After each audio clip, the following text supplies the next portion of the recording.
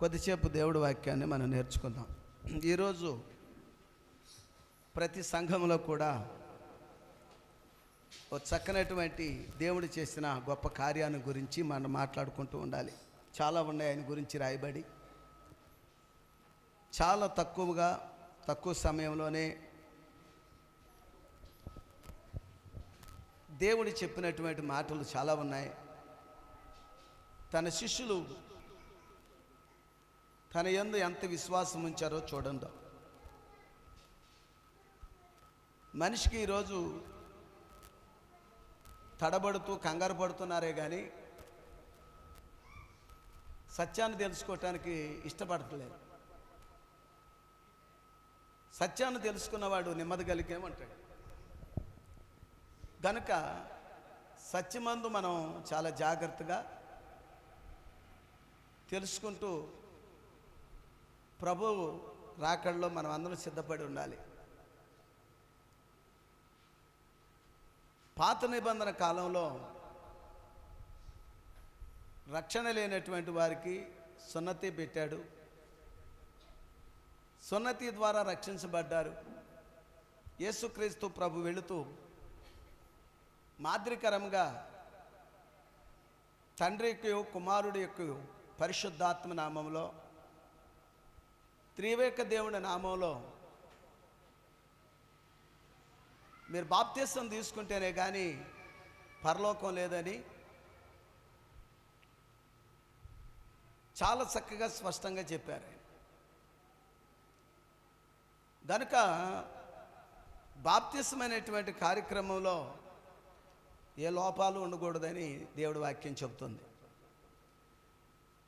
యేసుక్రీస్తు ప్రభు పలుమార్లు చెప్పారు. ఆయన ఏమని చెప్పారంటే, మనిషి కుమారుణ్ణి పాపుల చేతికి అప్పగించబడతారు, ఆయన సిలువ మీద అప్పగించబడి సమాధి చేయబడతారు, మూడో దినమున సమాధిలోంచి లేపబడి పునరుద్ధానుడై లేచి మళ్ళీ ఆదుకుంటాడు, ఆయన మనల్ని వచ్చి కలుస్తారని చెప్పాను ఎన్నోసార్లు చెప్పాడు ఆయన. ఇప్పుడు కూడా సర్వమానవులకి చెప్తున్నాడు ఆయన. శిష్యులతో కూడా చెప్పాడు ఏమని, ఈ సువార్త నిమిత్తము సర్వమానవులకి ప్రకటించండి. ఏ సువార్తమానం చెప్పాలట? మనిషి కుమారుడు మూడో దినాన మరణించి ఎలా లేచాడో, క్రీస్తునందు విశ్వాసం ఉంచి రక్షించబడిన వాడు కూడా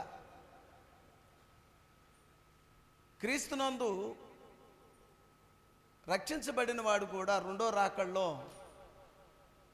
మొదట మృతులైన వారు లెగుస్తారు, సజీవులుగా ఉన్నటువంటి మానవ రెప్పపాటులో మహిమ శరీరాన్ని ధరించుకొని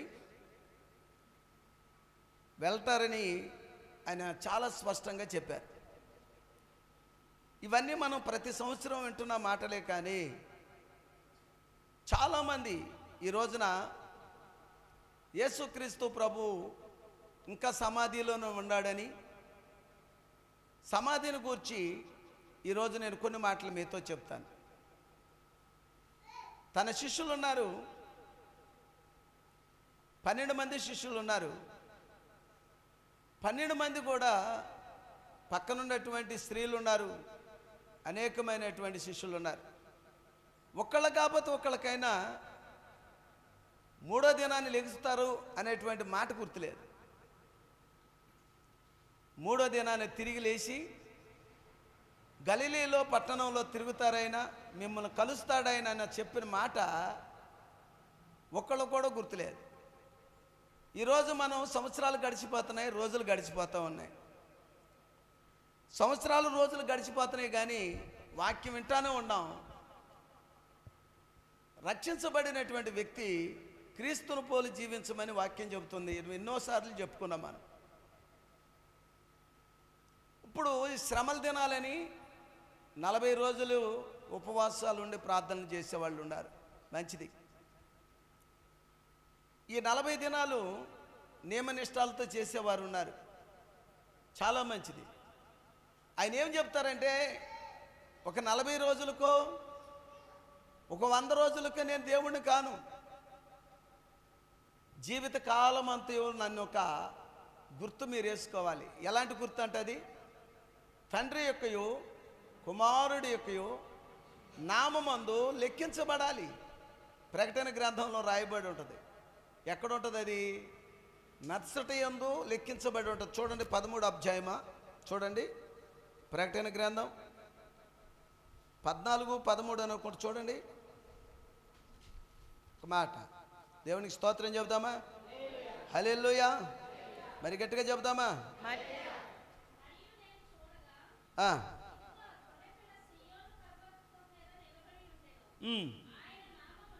ఆయన నామమున, ఆయన తండ్రి నామమున నల్సటి యందు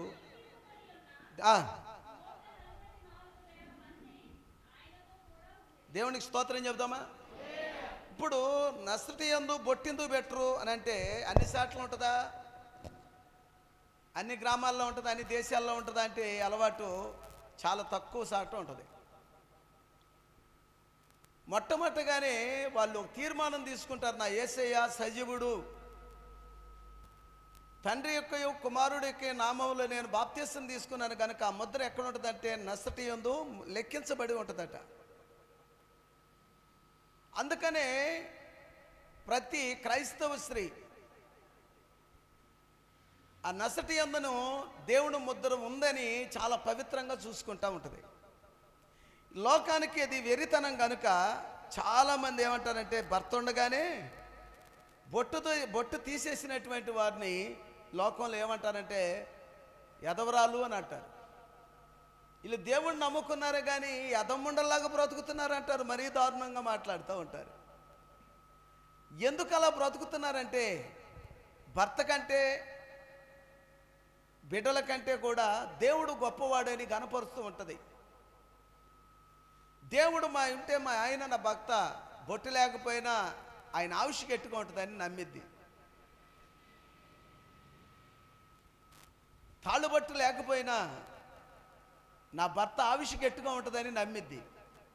అందువల్లనే ఇలాంటి విషయాల్లో చాలా జాగ్రత్తలు తీసుకుంటూ ఉంటారు.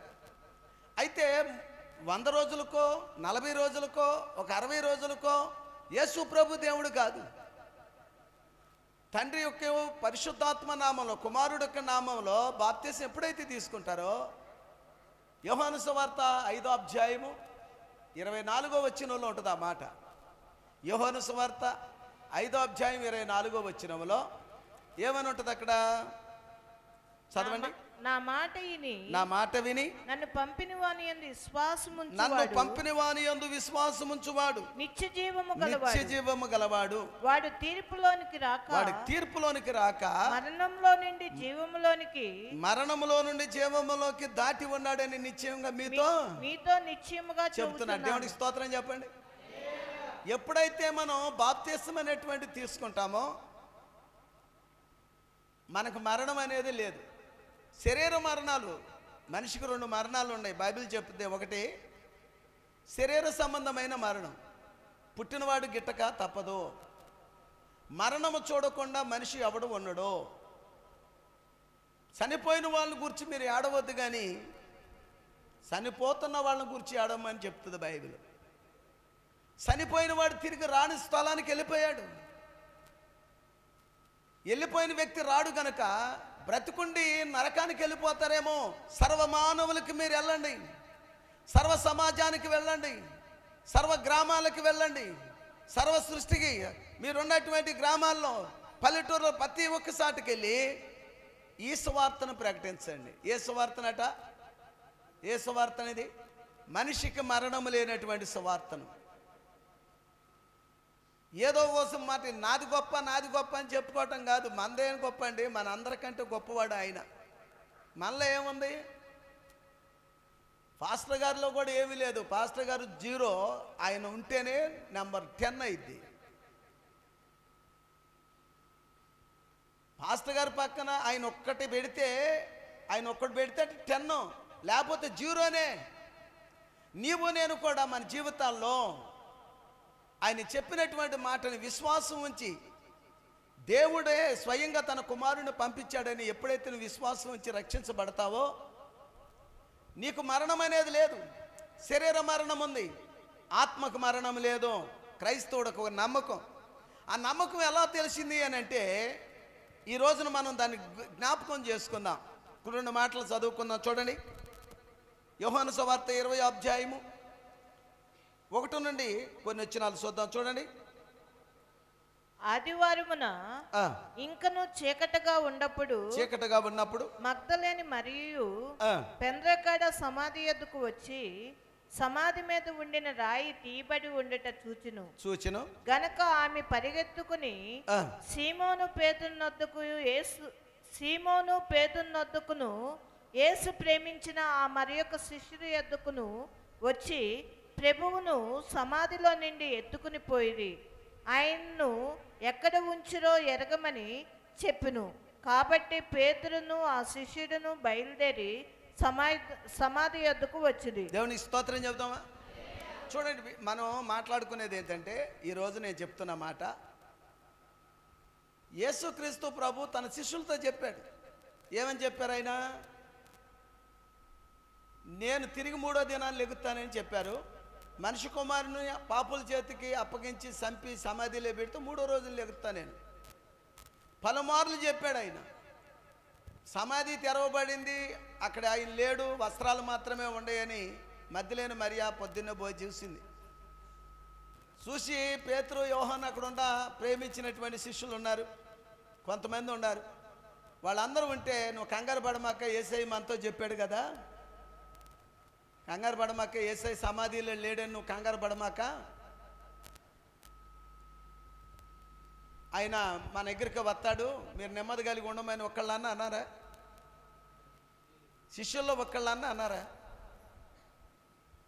ఈ రోజున మనం యేసు ప్రభుని చూడలేదు. యేసు ప్రభు ఎలా ఉంటారో కూడా తెలియదు, కానీ బైబిల్ చెబుతుంటే వింటాం. తన పోలికలో నడుస్తున్న మిమ్మల్ని చూస్తే ఆయన చూసినట్టేనని. దేవునికి స్తోత్రం. ఎవరిని చూసినట్టట? మిమ్మల్ని చూస్తే ఆయన చూసినట్టే, ఆయన చూస్తే ఆయన తండ్రిని చూసినట్టే. దేవునికి స్తోత్రం. మనం ఆయన పోలికలో నడవాలని బైబిల్ సరిచేస్తూ ఉంటుంది. ఉపవాస ప్రార్థనలో, చక్కనటువంటి ఆన్లైన్ ప్రేయర్లో, అనేకమైనటువంటి కూడికల్లో దేవుడి యొక్క మాటల చేత మనల్ని సరిచేయబడుతూ ఉన్నాం. మధ్యలేని మరియా వేరే ఒక మరియా చూసింది, నా ప్రభుని ఎవరు ఎత్తుకుపోయారని పరిగెత్తుకుని పోతా ఉంది. మరి ఇంకో మాట చెప్తా చూడండి, మత్తయి సువార్తలో కూడా ఉంటుంది అయ్యే మాటలు. చూద్దాం. 28వ అధ్యాయము 1 నుండి 7 వచనాలు చూడండి. విశ్రాంతి దినము గడిచిపోయిన తర్వాత, మీరు బాగా గమనించాలి, విశ్రాంతి దినం ఏ రోజు?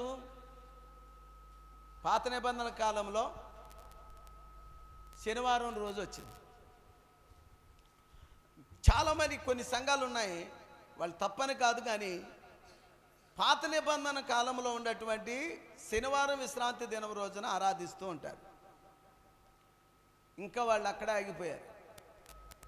ఒక అడుగు ముందుకు వచ్చి అపోస్తలుడైన పౌలు చెప్తాడు, నేను క్రీస్తును పోలి ఉన్నాను, నన్ను పోలి మీరు జీవించమంటాడు.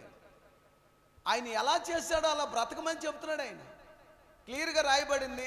ఆదివారం ఉదయమునే, ఆదివారం అని ఉందా, శనివారం అని ఉందా? ఆదివారమున ఆదివారము తెల్లవారుచుండగా మధ్యలేని మరియా ఏరొక మరియా సమాధిని చూడవచ్చిరి. చూడండి, మీరు గమనించాలి. మళ్ళా మనం అక్కడ చూస్తే ఆ పాయింట్ కూడా అక్కడే ఉంటుంది. దేనికి వచ్చారని అంటే, ఆ సమాధి మీద తనకిష్టమైనటువంటి విలువైనటువంటి అత్తర పన్నీరు అనేకం తీసుకుని వచ్చి సమాధి మీద పెట్టి ఆయన పూజించి, ఆయన గణపరిచి, ఆయన ప్రార్థన చేసి, ఆ సమాధి మీద, లేకపోతే ఆ సమాధి రాయి దొల్లి అట్ట దొల్లిద్దండి, సమాధి మీద పెడతారు, అంతేనా? ఇవాళ చాలామంది క్రైస్తవులు చూస్తూ ఉన్నాను నేను. రే, సమాధులు మీరు చేసిన గుర్తులు కూడా ఉండకూడదు, సమాధుల మీద మీరు రాళ్ళు పెట్టకండి, ఒకవేళ రాయి పెట్టినా సమాధి మీద మీరు తీసుకెళ్ళి ఆయనకి ఇష్టమైన పెట్టమాకండి అని చెప్తుంది బైబిల్. సుగంధ తవియాలతో బ్రతికుండగానే ఆయన కాళ్ళు గడిగి తను తల ఎంట్రుకలతో విలువైన అత్తరి, చాలా విలువైన, ఆ దినాల్లోని విలువైనటువంటి మంచి విలువైనటువంటి అత్తరుతో తన కాళ్ళు కడిగి ఆమె వెళ్తూ ఉంటే ఒక ఆయన అంటాడు, ఇంత విలువైన దాన్ని అమ్మి ఇస్తే 3 మంది బీదలు తింటారు కదా భోజనాలు, ఇది ఎందుకని అంటే ఆయన ఏమంటాడంటే, నువ్వు జైవుకు బాబుగా యోధాని అంటాడు కదా, నువ్వు జైవు చేసేవాడిని కూడా చేయలేవు. ఈ కాలము సిద్ధపరుస్తుందామి, రాకడికి సిద్ధపరుస్తూ ఉంది. నేనేమంటానంటే మనిషి బ్రతికుండగానే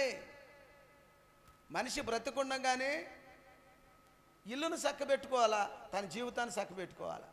ఎలుగున్నప్పుడు ఇల్లును సరిపెట్టుకోవాలి, చీకటి అయిపోయినాక మనం ఏం చేయలేం. ఎలుగున్నప్పుడే ఏది ఎక్కడ ఉందో మనకు తెలిసిద్ది, చీకట్లో ఏమైనా చేయగలమా?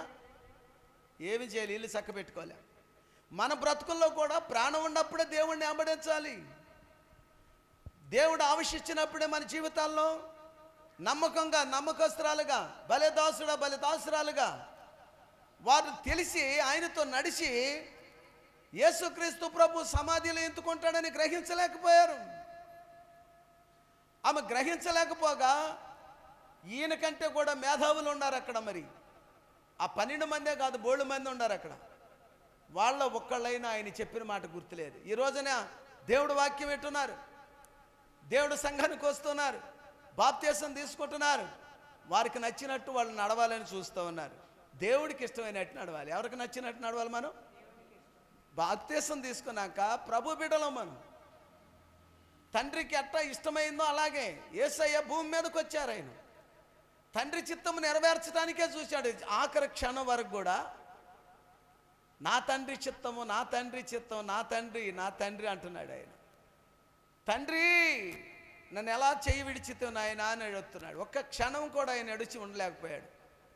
ఈ రోజున మన భార్య బిడ్డల కుటుంబం మీద ఉన్న ఆశ, ధనం మీద ఉన్న ఆశ, పదవుల మీద ఉన్న ఆశ, లేకపోతే గొప్పతనం కోసం, మన పేరు కోసం ఉండేటువంటి ఆశ ఏమాత్రమైనా మీరు గమనించారో లేదో దేవుడి మీద పెట్టండి. నేను భూమి మీద ముగించుకుని వెళ్ళిపోతాను ఒక దినాన. నేను ఆయన దగ్గరికి వెళ్ళాలని నిరీక్షణ కలిగి బతకాలి. అందుకని దేవుడే వాక్యం ఏమంటుందంటే, ఎప్పుడు 24 గంటలు ఆయన స్మరణలో ఉంటే మేము ఎలా బ్రతుకుతామయ్యా అని ఆయన చెప్పకే చెప్పాడు. ఏమని? వారానికి 6 రోజులు కష్టపడండి. ఎన్ని రోజులు కష్టపడాలి? నోటితో చెప్పండి. 6 రోజులు కష్టపడండి. 7వ రోజున సమస్తమును విడిచిపెట్టి నన్ను మాత్రమే గణపరచండి. యెషయా గ్రంథం 58లో ఉంటుంది కదా. నిజమైన పండుగ ఎప్పుడు అనంటే 52 వారాలు, 365 రోజులు, 52 వారాలు మీకు పండుగ దినాలు. గుడ్ ఫ్రైడే ఒక రోజు కాదు, క్రిస్మస్ పండుగనే కాదు, లేకపోతే పస్కా పండుగ అనేది కాదు. మనకి 52 పండుగలు కూడా దేవుడు స్పష్టంగా మనకి ఇచ్చాడండి.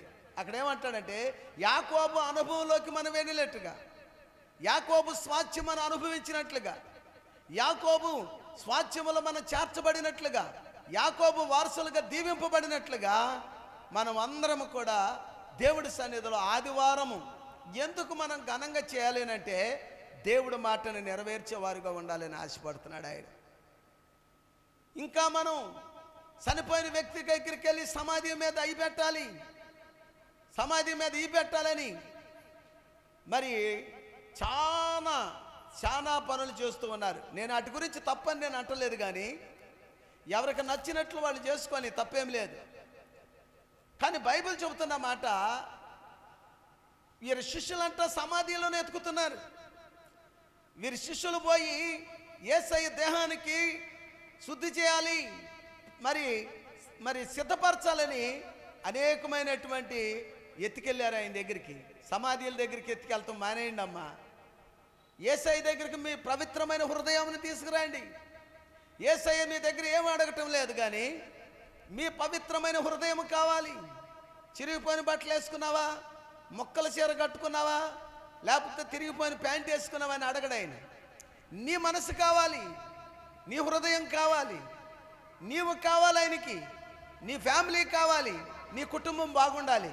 మీరందరూ నా పోలికలో నడవాలి అని నా ప్రభు కోరుకుంటున్నాడు.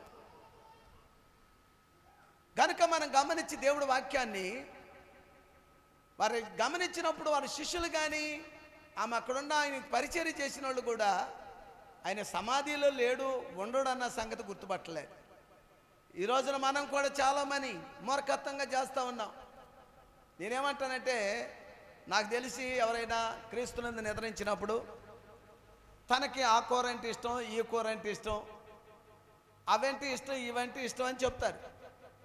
చెప్పినప్పుడు నేను అంటాను, అమ్మా ఇవన్నీ వండుతున్నావు మంచిదే, తీసుకెళ్ళి అక్కడ పెడితే మేము తినం. చనిపోయిన వాడు వచ్చి తినడం, అక్కడికి మరొక వేరే దురాత్మలు వచ్చి తింటాయి.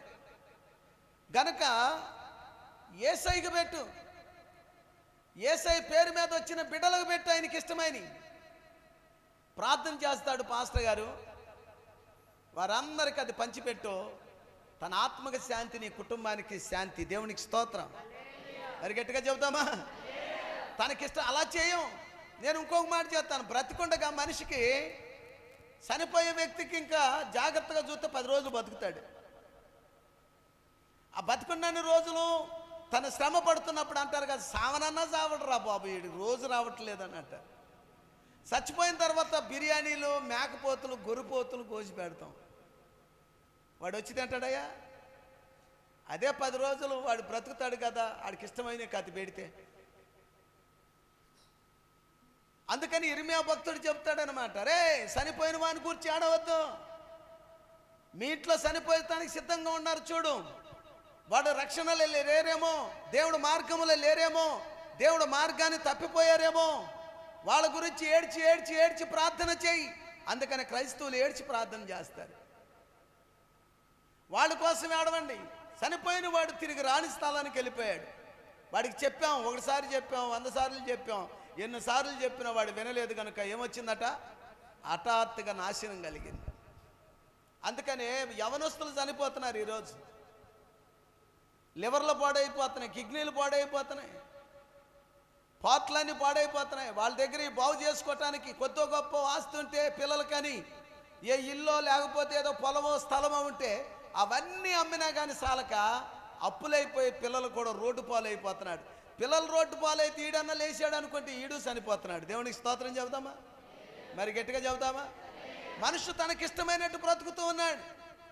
యేసయ్య చెప్తున్నాడు, ఆయన 3వ దినాన్ని లెగుస్తారు, ఆయన 3వ దినాన్ని లెగుస్తారని ముందుగా చెప్పబడినప్పుడు వారి శిష్యుల్లో విశ్వాసం లేదు. ఈ రోజున మనకు కూడా విశ్వాసం ఉందా? నిజమైన క్రైస్తవుడిగా, క్రైస్తవురాలుగా మనం దేవుడి సన్నిధికి వస్తున్నాం. నేను రక్షించబడ్డాను, నాకు మరణం లేదు, ఇక అమ్మయ్య మరణాన్ని నుండి తప్పించబడ్డాను కనుక మరణ భయం లేదు కనుక ధైర్యంగా బ్రతకాలి. ఎలాంటి ధైర్యం అది? దేవుడిలో ధైర్యంగా ఉండాలి. అది మరణమే మన మీద పడినా, మరింకటి ఏదొచ్చినా శ్రమ వస్తుంది, ఇబ్బందులు వస్తాయి, ఇరుకులు వస్తాయి, అప్పులు ఉంటాయి, రకరకాలైన జబ్బులు ఉంటాయి. ఇవాళ రేపు మాట్లాడుతూ చనిపోయినటువంటి వారు కూడా ఉంటారు. బ్రతుకుంటే దేవుడిని స్తుతిస్తాం, చనిపోతే అక్కడికి వెళ్ళి కూడా దేవుడిని స్తుతిస్తాం. ఈ మనస్తత్వం కలిగి నువ్వు భక్తి చేయాలి. కానీ లోకాని కోసం, లోకంలో ఉన్న వాటి కోసం బ్రతుకుతున్నారు చాలామంది. ఆయన చెప్పగా చెబుతాడు, లోకమునైనను లోకములో ఉన్న వాటినైనా ప్రేమించకండి, అవి తండ్రి వల్ల పుట్టినవి కావు, అది నేత్రాచ జీవపు డంబం గనుక అవి తండ్రి వల్ల పుట్టినవి కావు, లోకంలో అటంతటికి అయ్యో పుట్టుకొచ్చినాయి. ఇవాళ మనిషి దేని మీద ఆధారపడుతున్నారు?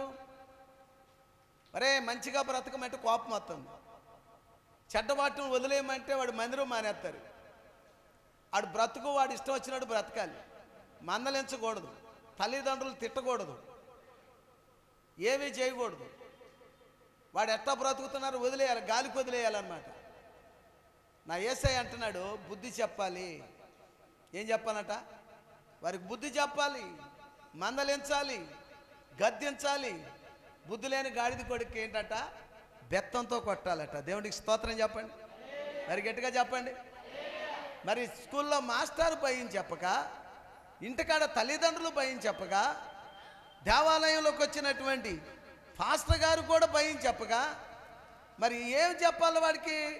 అచ్చోసిన ఆంబోతులాగా తిరుగుతానంటుంటే వారి కన్న తల్లిదండ్రులకు నెమ్మది లేదు, సంతోషం లేదు, ఆనందం లేదు. ఆ కుటుంబానికి ఏమాత్రం సుఖం లేకుండా ఉన్నారు. బిడ్డలు కన్నాను కానీ అనవసరంగా కన్నానని చెప్పని బాధపడుతూ ఉంటారు. గనుక దేవుడు వాక్యం చెబుతుంది, చాలా జాగ్రత్తగా వినాలి. మత్తయి సువార్త చూద్దామా? మత్తయి సువార్త 27వ అధ్యాయం 60వ వచనం.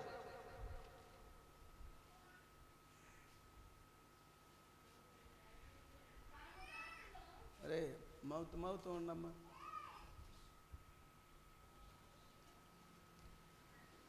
చెప్పమ్మా.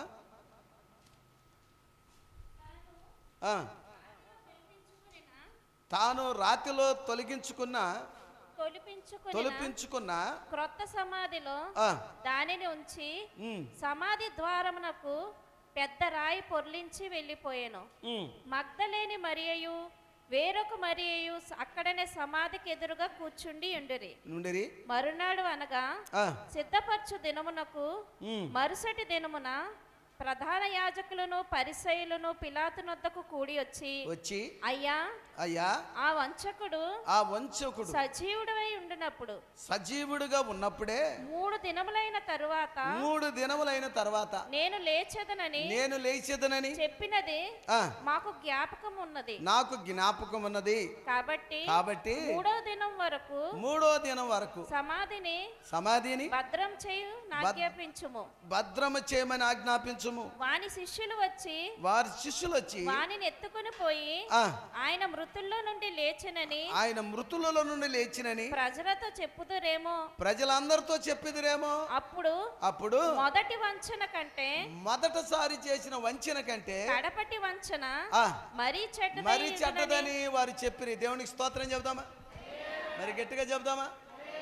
ఇక్కడ ఈ రోజు కూడా అదే చెప్తున్నారు. యేసు ప్రభువుని సమాధిలోంచి తీసుకెళ్ళిపోయారు, వేరే ఎక్కడో పెట్టేశారు ఆయన్ని, సమాధిలో లేడు, అందుకనే లేకపోయినా కానీ లేచాడని చెబుతున్నారని అబద్ధ ప్రవర్తనలు చెబుతున్నారు కొంతమంది. ఈ మాట వత్తదన్న సంగతి ముందుగానే తెలుసు, లేఖనంలో లెక్కించబడింది.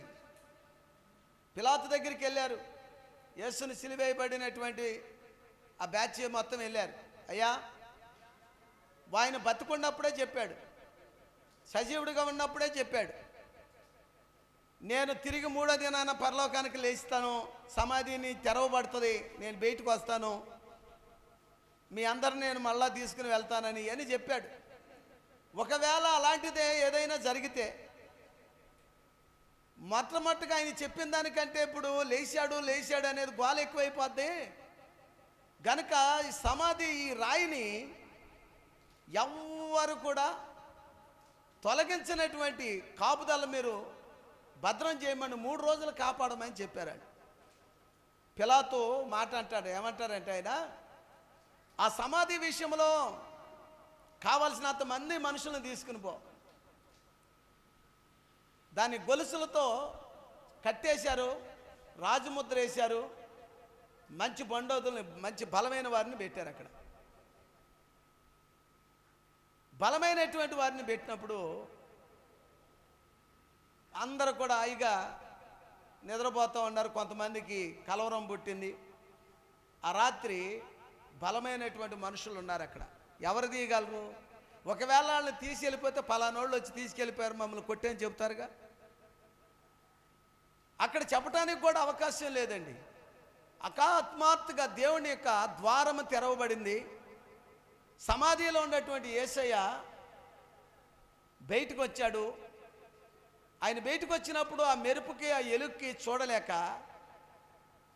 అక్కడ ఉన్నటువంటి కాపలాదారులందరూ గజ గజ గజ గజ గజ వణిగిపోతూ ఉన్నారు. వారు తెల్లారి సాక్ష్యం చెబుతూ ఉన్నారు.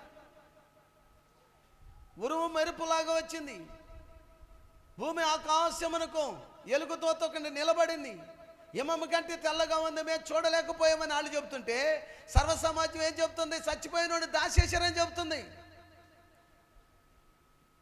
దేవుడు వాక్యం ఏమని చెబుతుంది? మేము చూడలేకపోయాం, ఆ ఎలుగు చూడలేకపోయాం, యేసయ్య ఏమై ఉన్నాడంటే ఈ లోకమునికి వెలుగై ఉన్నాడు. దేవునికి స్తోత్రం. ఆ ఎలుగు ఎక్కడుందో తెలుసా? ఆ ఎలుగు క్రైస్తవ జీవితంలో నీలో నాలో ఉన్నది. ఎలుగు ఉంది కనుక ఎలుగులో నడుస్తూ ఉన్నాం. పాపము జోలికి పోకుండా, చీకట్లో ప్రయాణం చేయకుండా ప్రతి మనిషిని ఆ ఎలుగు ఎలుగిస్తూ ఉండాలని ఆశతో సర్వమానవులకి వెళ్ళి మీరు సువార్తను ప్రకటించమని, ఈ మంచి వార్తలు చెప్పమని. సువార్త అంటే మంచి వార్త, చెడ్డ వార్త కాదు కది.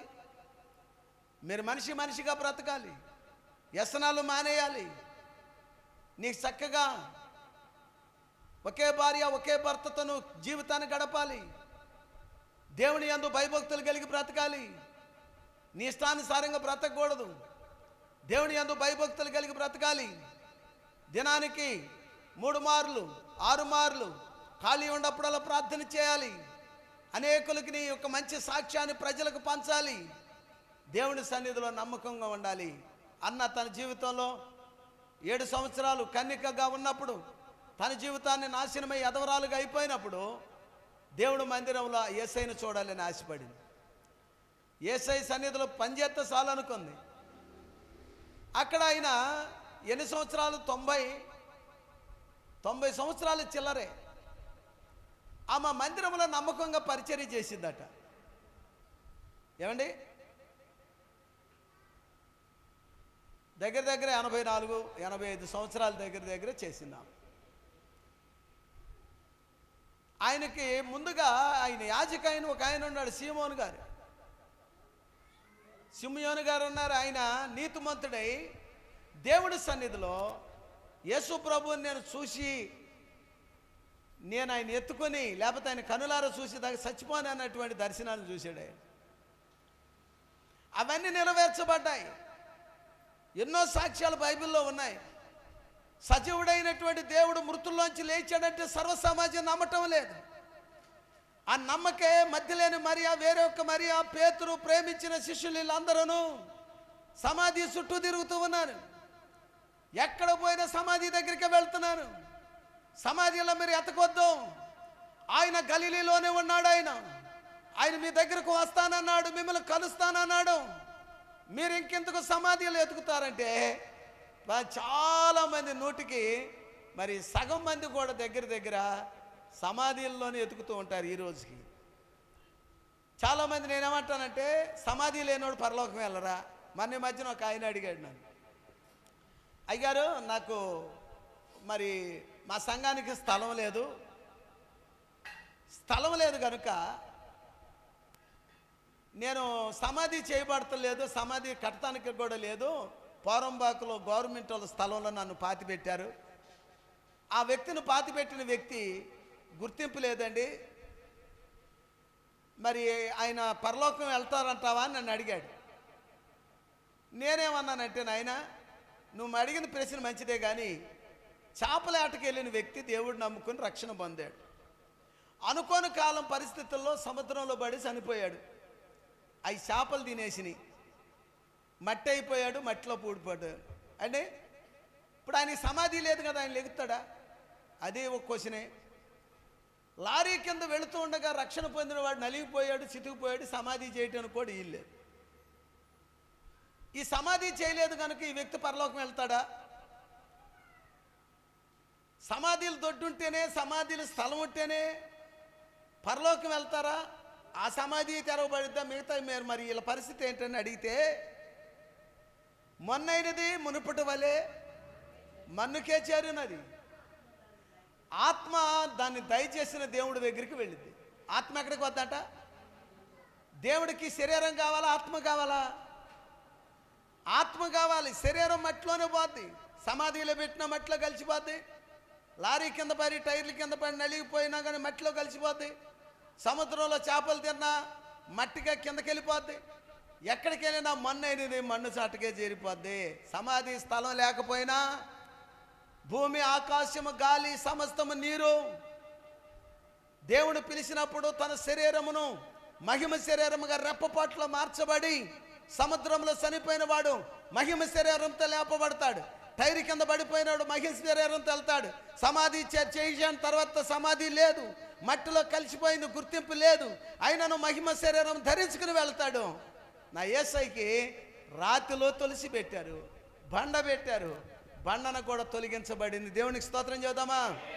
ఆయన రాకడ పిలిచినప్పుడు బండలో పెట్టిన, రాయిలో పెట్టిన, సముద్రంలో పెట్టిన, అగ్నిలో పెట్టిన దేవుడి సన్నిధి, దేవుడు రక్షించబడి దేవుని యందు భయభక్తులు కలిగిన వ్యక్తి, రక్షించబడిన వాడు ఎప్పటికి వాడికి మరణమే లేదు. దేవునికి స్తోత్రం చెబుదామా, మరి గట్టిగా చెబుదామా.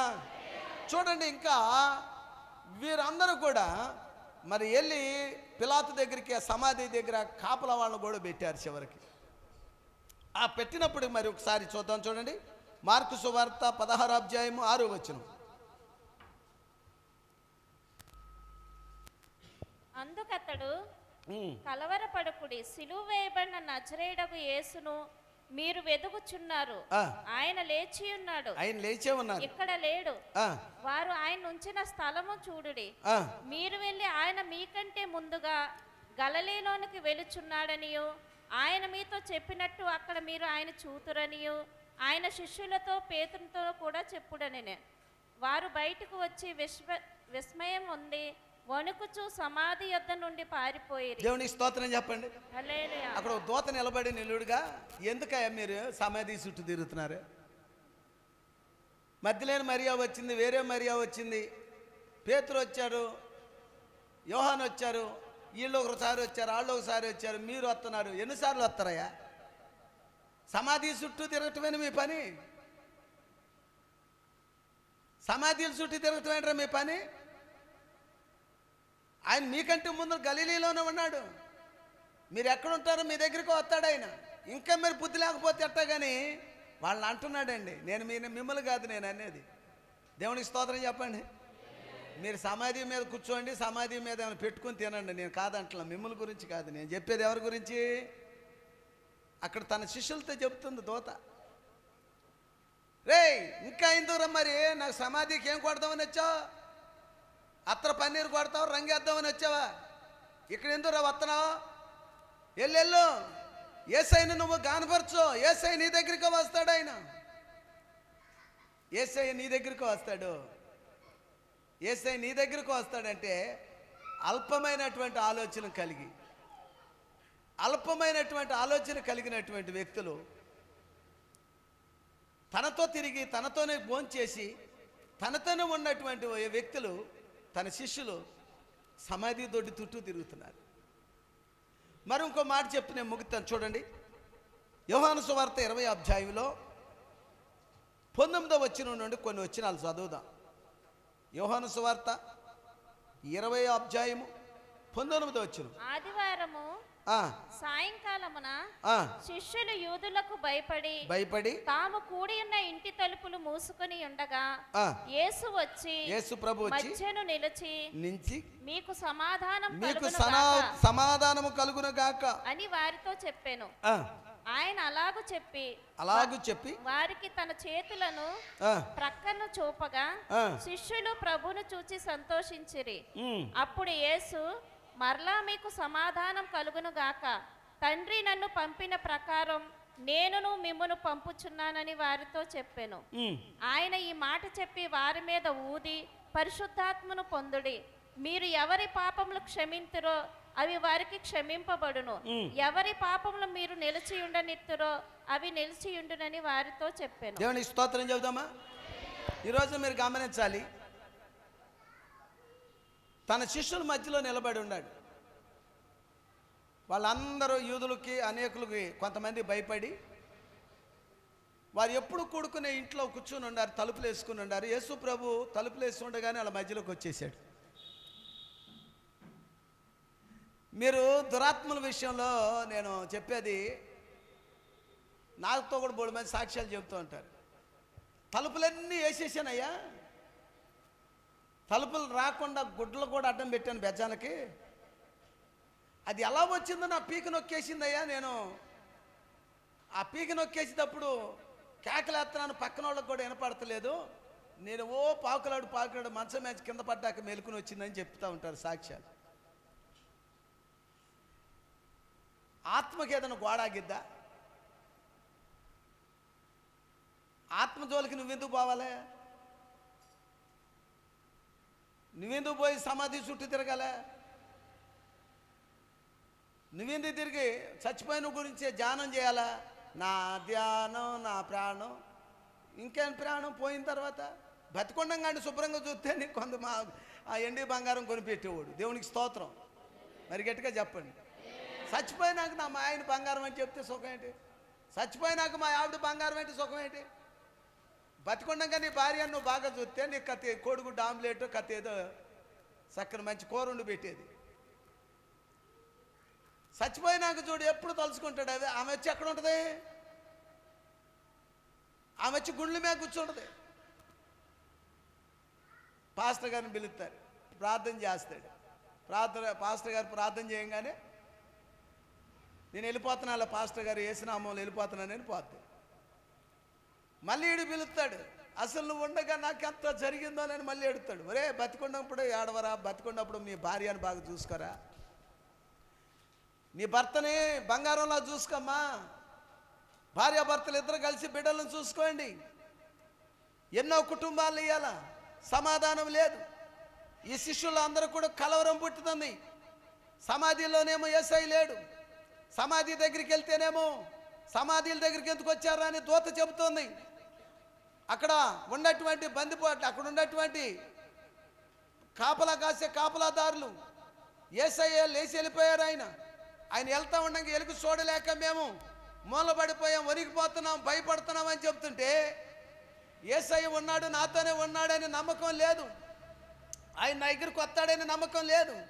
ఆయన మాతో మాట్లాడతాడని నమ్మకం లేదు. ఆయన చూసి నేను నా జన్మ ధన్యమైద్దని శిష్యులకి ఎవరికి లేదు నమ్మకం. వాళ్ళ మనసులో ఒకటే ఉంది, ఏమన్నట? కలవరం ఉంది. అందుకని అట్ట కలవరపడకండి, మీకు సమాధానము కలుగును గాక, మీకు సమాధానము కలుగును గాక అని చెప్తున్నాడు. ఇలా అనేకమైన కుటుంబాల్లో సమాధానం లేదు. ఎండి బంగారము, డబ్బు, ధనము, అన్ని అధికారాలు ఉన్నాయి, ఆ ఇంట్లో సమాధానం లేదు, ఆ బిడ్డల్లో సమాధానం లేదు, భార్యాభర్తల్లో సమాధానం లేదు, కుటుంబాల్లో సమాధానం లేదు, సంఘాల్లో సమాధానం లేదు, అనేకమైన విషయాల్లో సమాధానం లేక కలవరపడుతూ ఉన్నారు. కారణం ఏంటో తెలుసా? ఆలోచన పొరపాట్లండి.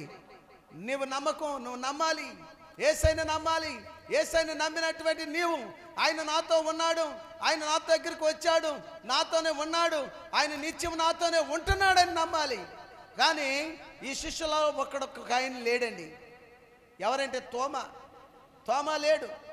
వారి తోమా లేకపోతే వచ్చిన తర్వాత చెప్తున్నాడు, అయ్యా నేను యేసయ్య వచ్చాడు, ఆయన గాయాలు చూసాం, ఆయన మమ్మల్ని ప్రార్థన చేశాడు, మాకు పరిశుద్ధాత్మను ఊదాడు, మేము పరిశుద్ధాత్మను పొందుకోవటానికి సిద్ధంగా ఉన్నాం.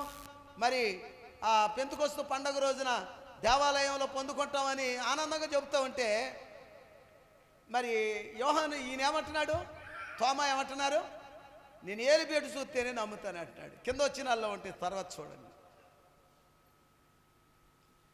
ఆ కింద వచ్చిన వాళ్ళలో ఉంటాయి. తోమా నేను చూస్తాను, నేను చూడాలి, ఏలిబేటు చూడాలి. అప్పటికి వచ్చాడు ఆయన, ఆయనతో కనపడ్డాడు, వాళ్ళందరితో మాట్లాడాడు. ఒకసారి అయితే మధ్యలేని మరియాతో 7 దెయ్యాలు పోయినాయి అంట ఆమె దగ్గరికి వచ్చాడు, ఆమెతో మాట్లాడాడు. అయ్యా యేసు తోటమాలి అనుకుని ఆయన అడుగుతుంది, అయ్యమ్మ యేసయ్యను మీరు చూసారా, ఎవరైనా ఎత్తుకుపోవటం చూసారా? ఆ సంగతి చెప్తే కొంత డబ్బులు నీకు ఇస్తా, ఎవరికీ చెప్పను, నేను ఆయన తీసుకుని వెళ్ళిపోతానయ్యా అని చెప్తుంది. మరియా అని చెప్తుంటే ఆయన నిజంగా బోధకుడా అని చెప్తుంది, గుర్తుపెట్టింది. అప్పుడు ఆమె చెప్పినా కానీ వీళ్ళు నమ్మలే. నేను కనులారా చూశానని చెప్పినా నమ్మలే. ఈ రోజున సర్వ సమాజం నమ్మటం లేదు. యేసయ్య లేచాడు, ఆయన మరి 3వ దినాన లేచాడు, ఆయన సజీవుడై ఉన్నాడు. దేవుడికి మరణం లేదు, యేసయ్యకి మరణం లేదు. కామ క్రోధ మద మత్సరం లేని పరిశుద్ధుడైన ఆయన సజీవుడని చెబుతుంటే సర్వ సమాజం నమ్మటం లేదు. ఒక దేశానికి దేవుడు, ఒక రాజ్యానికి దేవుడు, ఒక జాతికి దేవుడు కాదు ఆయన, ప్రపంచానికి ఆయన, సర్వ మానవులకి లోకరక్షకుడై ఉన్నాడు ఆయన. నువ్వు నమ్మినా నమ్మకపోయినా నిజమైన రక్షకుడు ఆయనే. నమ్మలేదు, ఈ శిష్యులు కూడా నమ్మలేదు. కానీ ఈ శిష్యులందరినీ కూడా బలపరచుటకు వారి మధ్యలో నిలబడి వారితో మాట్లాడి ప్రార్థన చేసిన తర్వాత వారిలో మరి తోమా లేకపోవటం వల్ల మళ్ళా రెండోసారి వచ్చాడండి ఆయన. రెండోసారి వచ్చాడు ఆయన. తోమాను గురించి చెప్తాడు, తోమా నేను మళ్ళా వచ్చాను నీ కోసం, రావయ్యా, నువ్వు నన్ను భూతంలాగా చూడమాక, నేనే రామని అన్నాడు.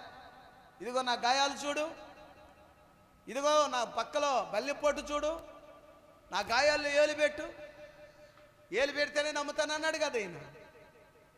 ఇప్పుడు చాలామంది ఈ రోగం తగ్గితేనే యేసు ప్రభు, పిల్లలు పుడితేనే యేసు ప్రభు, నా అప్పులు తీరిపోతేనే నిజమైన దేవుడు, నేను ఇల్లు కట్టుకుంటేనే మా బిడ్డలకి మంచి సంబంధం వచ్చి పెళ్లి చేసుకుంటే నిజమైన దేవుడు అని నమ్ముతా. ఏమంటే పిచ్చి మాటలండి. నువ్వు నమ్ము, సమస్తమానికి సాధ్యమే. అసాధ్యమైంది ఏదైనా ఉందా? నువ్వు నమ్మటం సాధ్యమైతే సమస్తమును ఆయన చేయటానికి సిద్ధంగా ఉన్నాడు. నీ జీవితంలో, నీ కుటుంబంలో సమాధానం లేదా? అన్నీ ఉన్నాయి. ఆరోగ్యం లేదా? నీకు అన్నీ ఉన్నాయి. నీ మనశ్శాంతి లేదా? ఎన్ని డబ్బులు ఖర్చు పెడతావు? ఏ దేశం వెళ్తావు? ఎన్ని సాట్లకి వెళ్తావు? ఎక్కడికి వెళ్ళినా నీకు మనశ్శాంతి, డబ్బులు ఖర్చు అయిపోతాయి కానీ దొరకవు. నా యేసయ్య దగ్గరికి రా, మనసు మార్చుకో. నిజమైన దేవుడు బట, నిజమైనటువంటి వాడు బట, అడిగిన ప్రతిదీ నువ్వు ఇవ్వగలిగిన వాడు బట, సమాధిని గెలిచిన దేవుడు బట. అయ్యా నేను నమ్ముచున్నాను, పాపుల్లో పాపులుగా, అక్రమకారులు ఒకడుగా మా పాపాల నిమిత్తం మరణించిన వాడు నీవే, నేను పాపినని ప్రభు దగ్గర ఒప్పుకుంటే ఖచ్చితంగా నిన్ను ఎత్తుకు రక్షిస్తాడు ఆయన. దేవునికి స్తోత్రం. ఆయన ఎవరి కోసం వచ్చాడు తెలుసా? నీతిమంతుల కోసం రాలేదు, ధనమంతుల కోసం రాలేదు ఆయన, పాపుల కోసం వచ్చాడు ఆయన. దిక్కులేని వారి కోసం వచ్చాడు ఆయన. నువ్వే స్థితిలో ఉన్నా, ఎంత ధనమున్నా, ఎంత బలమున్నా, ఎంత అధికారమున్నా, ఒక దినాన్ని నీకు ఆదరణ లేదేమో, ఒక దినాన్ని నీకు సమాధానం లేదేమో. నా యేసయ్య అంటున్నాడు, నీ కుటుంబానికి ఈరోజు సమాధానము కలుగును గాక, నీ కుటుంబానికి దేవుడి సమాధానం ఇచ్చును గాక, నీ పట్టణానికి సమాధానము కలుగును గాక, మన దేశానికి సమాధానము కలుగును గాక, ప్రపంచానికి సమాధానము కలుగును గాక. సమాధానం లేదు ఈరోజు. ఒక ఇరాన్ మధ్యలోనే కాదు, అమెరికా మధ్యలోనే కాదు, యెరూషలేము మధ్యలోనే కాదు, ప్రపంచ దేశాలన్నీ కూడా మరి అన్నీ కూడా అల్లకొల్లాలమైపోతూ ఉన్నాయి. ఒకదానికొకటి సంబంధం లేదు, సమాధానం లేదు. ఆస్తుల దగ్గర అన్నదమ్ములు, ఆస్తుల దగ్గర తల్లి బిడ్డలు, కుటుంబాలు, సరిహద్దుల దగ్గర స్నేహితులు బుర్రల పగలు కొట్టుకుని చచ్చిపోతూ ఉన్నారు. కారణం వారి హృదయాల్లో కలవరం. నా ఆస్తి ఏమైపోద్దో, నా పిల్లలు ఏమైపోతారో, నేనేమైపోతానో, నేనున్నప్పుడు అది సంపాదించాలి, నేనున్నప్పుడు ఇది సమకూర్చాలి. నువ్వేమో తినక చచ్చిపోతావు, సంపాదించి తినకుండా చచ్చిపోతావు. వాళ్ళేమో నువ్వు సంపాదించింది అరక్క చచ్చిపోతారు. దేవునికి స్తోత్రం. ఎలా అయినా మనిషి చనిపోవలసిందే. ఎన్ని కుటుంబాలు నువ్వు ఆర్చి, లేకపోతే ఎన్ని కుటుంబాలు మోసం చేసి నువ్వు సమకూర్చిన ధనాన్ని ఒక రోజున తిరిగి నీ బిడ్డలైన బాకీ కట్టాల్సిందే. దేవునికి స్తోత్రం. ఇది అందుకని అంటున్నాడు ఆయన, తోమా రాయ్య నా గాయాల్లో ఏలు పెట్టమంటున్నాడు. ఈరోజు ఇంకా నువ్వు గాయాల్లో నువ్వు ఏలు పెట్టాలనుకుంటున్నావా? ఇంకా యేసయ్యకి గాయాలు చేయాలనుకుంటున్నావా? ఇంకా ఆయన పడినటువంటి శ్రమని ఇంకా కనులారా చూడాలనుకుంటున్నావా? అందుకనే చెప్తారైనా, ఆదివారం ఉదయమునే పెందల కాడి లేచి మధ్యలేని మరియా వేరే ఒక మరియా సమాధి దగ్గరికి వెళ్ళట. సమాధిలో యేసు ప్రభుని చూస్తాకెళ్ళారట. వాళ్ళు ఎక్కడున్నారు అని అంటే గలిలీలో వాళ్ళున్న స్థలంలోనే ఆయన వచ్చి ఉన్నాడు. ఎక్కడున్నాడు ఇప్పుడు ఆయన? ఎక్కడైతే వాడు కూడుకుని ఉన్నారో వారి మధ్యలో ఉన్నాడు ఆయన. యేసయ్య దగ్గరికి వాళ్ళు వెళ్ళారా? యేసయ్య మన దగ్గరికి వచ్చాడా? మీరు గమనించాలి. చాలామంది వాళ్ళ దగ్గరికి మనం వెళ్ళాలేమో కానీ మన యేసయ్య మన దగ్గరికి వస్తాడు ఆయన. నువ్వున్న స్థలానికి వస్తాడు ఆయన, నీ వ్యాపారం దగ్గరికి వస్తాడు ఆయన, నీ వ్యవసాయం దగ్గరికి వస్తాడు ఆయన, నీ కలిగిన గొర్రెల మేకల మందల దగ్గరికి వస్తాడు ఆయన, నీ భూఫలము, నీ గర్భఫలమును, నీ కలిగిన సమస్తముని నీ దగ్గరకు వచ్చి ఆయన పిండి పిసుక తొట్టి ఆశీర్వదిస్తాడు ఆయన. ఆశీర్వదించే దేవుడు ఆయన. ఆశీర్వదించే దేవుడి దగ్గరికి ఆయన మన దగ్గరకు వస్తున్నప్పుడు అంతసేపుగా చూస్తున్నావు నువ్వు, జాగ్రత్త.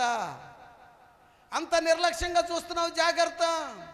యేసయ్యను నమ్మిన నీవు ఇంకా వేషధారిగా బ్రతుకుతున్నావా? ఇంకా సమాధానం లేకుండా బ్రతుకుతున్నావా? ఇంకా నీ భార్య భర్తల్లో సమాధానం లేక కలవరాలు పుడుతున్నాయేమో. దేవుని సన్నిధి చెబుతుంది, నీవు సమాధుల దగ్గరికి వెళ్ళమాక, ఇంకా నీవు సమాధిలో ఎతకమాక. సమాధిలో లేడు ఆయన. నీవు నేను కూడా సమాధిలో ఉండం. నీవు నేను కూడా ఎక్కడ ఉంటామంటే పరలోక రాజ్యంలో ఉంటాం.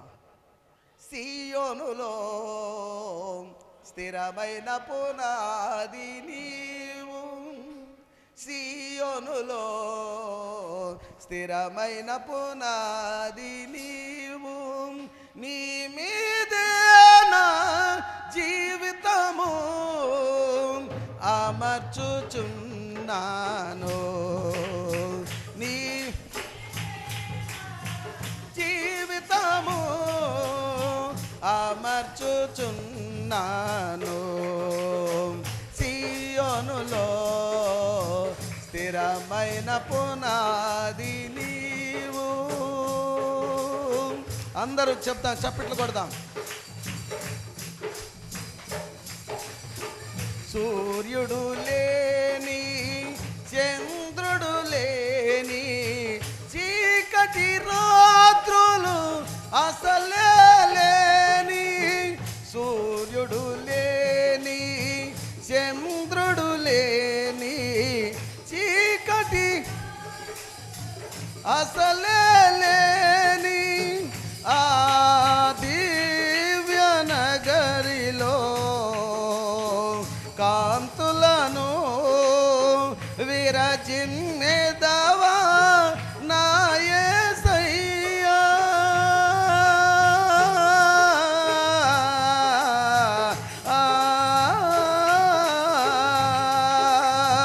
ఆ దివ్య నగరిలో కాంతులను విరజిమ్మెదవా నా యేసయ్యా.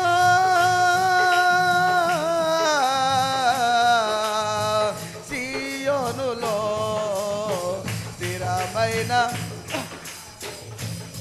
అందరూ నీ మీదే నా జీవితము అమర్చుచున్నాను, నీ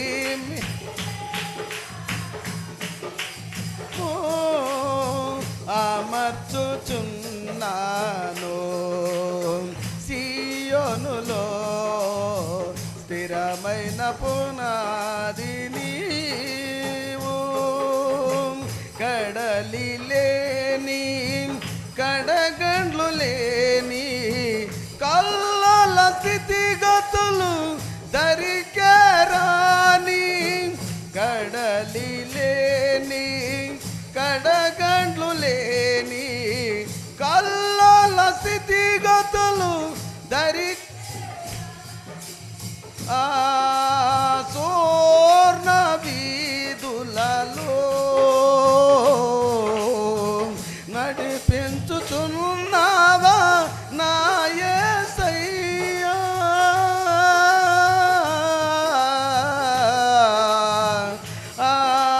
సువర్ణ వీధులలో నడిపించుచున్నావా, సీయోనులో స్థిరమైన పునాది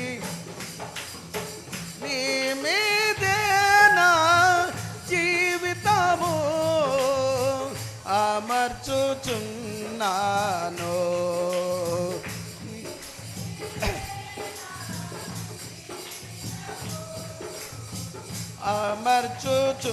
అమర్చుచున్నాను. కలతలు లేని, కన్నీరు లేని, ఆకలి దప్తులు అసలే లేని, కడలి నీరు లేని, ఆకలి అసలే లేని, నీ శాశ్వత రాజ్యముకై సమా సమకూర్చుచున్నావా నా యేసయ్యా,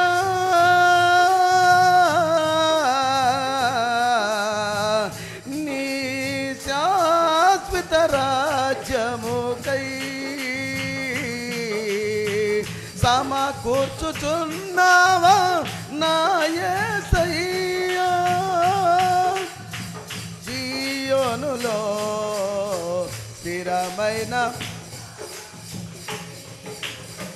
నీ మీదేనా జీవితము అమర్చుచున్నాను, నీ మీదేనా జీవితము అమర్చుచున్నాను, సియోనులో స్థిరమైన. అందరూ చప్పట్లు కొడతాం. సంగ ప్రతిరూపము పరమ యెరూషలేము, సంగ ప్రతిరూపము పరమ యెరూషలేము, సౌందర్య సియోనులో నీ మనోరమైన ముఖము దర్శించును, సౌందర్య సియోనులో నీ మనోరమైన ముఖము దర్శించును, నీతోనే నిత్యము ఆనందమే, నీతోనే నిత్యము ఆనందమే, సియోనులో స్థిరమైన పునాది నీవు, నీ మీదేనా జీవితము అమర్చుచున్నాను, నీ మీదేనా జీవితము అమర్చుచున్నాను, సియోనులో స్థిరమైన పునాది నీవు. Praise the Lord, praise the Lord. తోమాను ఏమంటున్నాడు? నువ్వు వేలు పెట్టి చూసి నమ్మావు, రాబోయే కాలంలో చూడక నమ్మిన వారు ధన్యులు. ఈ రోజున యేసయ్య ఏ స్థితిలో ఆయన మరణించారో మరి చూడలేదు. లేఖనాలు బట్టి మనం ఆయన గురించి మనం ఎంతో బాధపడుతున్నాం.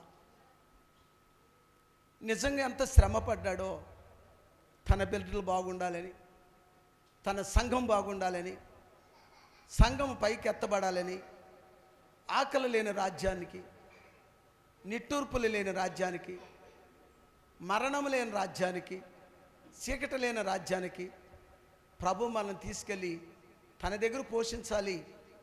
నా పిల్లలు నాతో ఉండాలి, నేను నా పిల్లలతో ఉండాలి అని కోరుకున్నాడు. గనుక మీరు గ్రహించి ఇది పునరుద్ధానం అనేటువంటి రోజు జ్ఞాపకం చేసుకుంటున్నాం. క్రైస్తవుడిగా నీవు నేను ఈ లోకంలో చీకట్లో పడి ఉండాలనుకుంటున్నారా? ఆయన మీద మన జీవితాన్ని స్థిరమైనటువంటి పునాది మీద మనం కట్టుకొని స్థిరమైనటువంటి లోకంలో జీవించాలో మీరు గ్రహించుకొని ఈ యొక్క ఆదివారం ఈ పునరుద్ధానమైనటువంటి నూతనమైన జీవితాన్ని, నూతనమైనటువంటి స్వభావాన్ని, నూతనమైన జీవితాన్ని మన అందరికీ ఇచ్చిన యేసయ్యకి చప్పట్లు కొడుతూ మహింపడతాం. దేవుడు మీ అందరినీ దీవించి ఆశీర్వదించిన గాక. అందరం లేచి నిలబడదాం. అందరం లేచి నిలబడి